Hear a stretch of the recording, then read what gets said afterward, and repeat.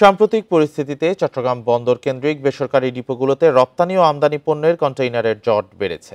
রপ্তানি কন্টেইনারের ক্ষেত্রে ৪৫ ভাগ এবং আমদানি কন্টেইনারের ক্ষেত্রে প্রায় ২৭ ভাগ বেশি কন্টেইনার নিয়ে সংকটে পড়েছে ডিপোগুলো। এই পরিস্থিতিতে দ্রুত ব্যবস্থা নেওয়ার দাবি বন্দর ব্যবহারকারী ও ডিপো মালিকদের। তবে পরিস্থিতি আস্তে আস্তে স্বাভাবিক হচ্ছে বলে জানিয়েছে বন্দর কর্তৃপক্ষ। প্রিয় নম্বর সেট করে বিকাশে সেন্ড মানি করুন ফ্রি। চট্টগ্রাম বন্দরকে কেন্দ্র করে পরিচালিত ১৯টি বেসরকারি কন্টেইনার ডিপো বা অবডকগুলোতে স্বাভাবিক সময়ে রপ্তানির কন্টেইনার থাকে ৭ থেকে ৮ হাজার, আর আমদানির কন্টেইনার থাকে ৭ হাজারের মতো। রোববার ডিপোগুলোতে রপ্তানির কন্টেইনার ছিল ১৩,৫১৫ এবং আমদানি কন্টেইনার ছিল ৮,৮৮৮টি। এর বাইরে খালি কন্টেইনার রয়েছে আরও প্রায় ৪৪,০০০।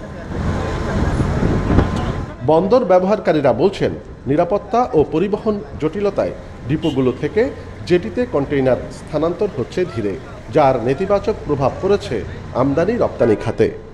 ডকডকের সাথে বন্দরের যদি এই কাজগুলি যদি স্মুথলি না হয়, যদি আমরা আগের মতো অবস্থায় ফিরে যেতে না পারি, তাহলে পরে আমাদের যে এখন ব্যাকলগটা আছে এটা আমরা ক্লিয়ার করতে পারবো না। পরিস্থিতি সামাল দিতে কন্টেইনারবাহী জাহাজের সংখ্যা বাড়ানো সহ নানা পরামর্শ ডিপো মালিকদের।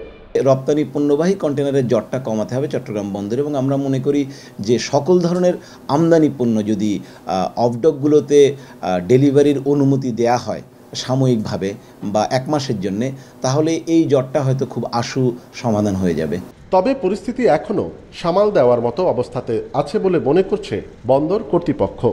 ট্রেডের যেখানে উন্নতি হচ্ছে, বিজনেস কমিউনিটির যেখানে উন্নতি হচ্ছে, সেখানে চট্টগ্রাম বন্দর কর্তৃপক্ষ সবসময়ই আমরা বিজনেস ফ্রেন্ডলি এবং বিজনেস কমিউনিটির সুবিধার জন্য যা যা করণীয় চিটং পোর্ট সব ধরনের সহযোগিতা করে থাকে। বেসরকারি অবডক বা ডিপোগুলোতে সম্মিলিতভাবে ৮৫,০০০ কন্টেইনার রাখার সুযোগ রয়েছে। অনুপম শীল, ইন্ডিপেন্ডেন্ট নিউজ, চট্টগ্রাম।